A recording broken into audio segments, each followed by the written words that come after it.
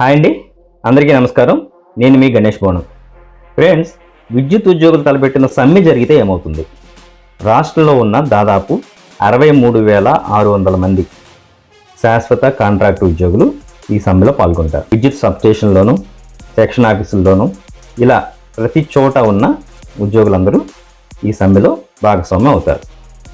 ఒకవేళ మనకి సబ్స్టేషన్లో కానీ లైన్లో కానీ ఏదైనా సమస్య తలెత్తి విద్యుత్ సరఫరాకు ఆటంకం ఏర్పడితే దాన్ని పరిష్కరించడానికి మనకు ఎవరు దొరకరు.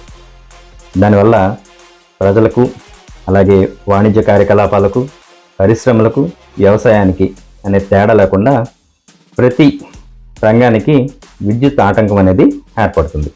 దానివల్ల ఆర్థిక వ్యవస్థ కూడా దెబ్బతినే అవకాశం ఉంది. సరే, అదొకటి. రెండు, ఏపీ జెన్కో ఆధ్వర్యంలో మనకి కొన్ని విద్యుత్ ఉత్పత్తి కేంద్రాలు ఉన్నాయి. ఆ విద్యుత్ కేంద్రాల్లో కనుక ఉత్పత్తి ఆగితే, ప్రధానంగా బొగ్గుతో నడిచే థర్మల్ విద్యుత్ కేంద్రాల్లో కనుక ఉత్పత్తి ఆగితే దాదాపు 15 రోజులు పడుతుంది దాన్ని మళ్ళీ రీస్టోర్ చేయడానికి.